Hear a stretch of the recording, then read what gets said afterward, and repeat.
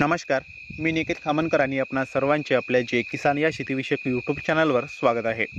आज दिनांक 9 फेब्रुवारी 2024 आणि मित्र हो आता सायंकाळचे 6:30 झालेले आहेत। उद्या दिनांक 10 फेब्रुवारी 2024 उद्याला आपल्या राज्यातील बहुतांश जिल्ह्यामध्ये वादळी वाऱ्यासोबत अवकाळी पाऊस होणार असल्याचा अंदाज भारतीय हवामान खात्याने वर्तविला आहे।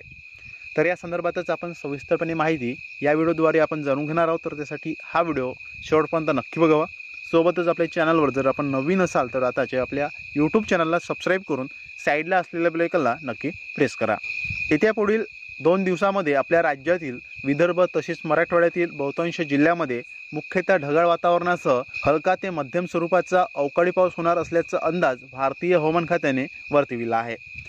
उद्या दिनांक 10 फेब्रुवारी 2024 उद्याचा जर विचार करायचा झाला तर उद्याला आपल्या राज्यातील अमरावती अकोला या जिल्ह्यामध्ये वादळी वाऱ्यासोबत हलका स्वरूपाचा पाऊस होण्याचा अंदाज हवामान खात्याने वर्तविला आहे। सोबतच बुलढाणा जालना या जिल्ह्यामध्ये सुद्धा बहुतांश ठिकाणी विजांच्या कडकडाटासोबत आपल्याला हलका स्वरूपाचा पाऊस बघायला मिळू शकते। यासोबतच भंडारा गोंदिया नागपूर या जिल्ह्यामध्ये विजांच्या कडकडाटासोबत वादळी वाऱ्यासोबत आपल्याला मध्यम स्वरूपाचा पाऊस होण्याचा अंदाज आहे।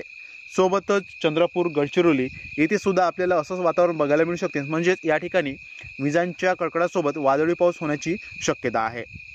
सोबतच यवतमाळ आहे वाशिम आहे या जिल्ह्यामध्ये सुद्धा बहुतांश ठिकाणी मुख्यतः ढगाळ वातावरणासह हलका स्वरूपाचा पाऊस होण्याचा अंदाज आहे। तर हिंगोली परभणी या जिल्ह्यामध्ये सुद्धा बहुतांश ठिकाणी हलका स्वरूपाचा पाऊस बघायला मिळू शकते। सोबतच नांदेड आहे लातूर आहे येथे सुद्धा मुख्यतः ढगाळ वातावरणासह हलका स्वरूपाचा पाऊस होण्याचा अंदाज हवामान खात्याने वर्तविला आहे।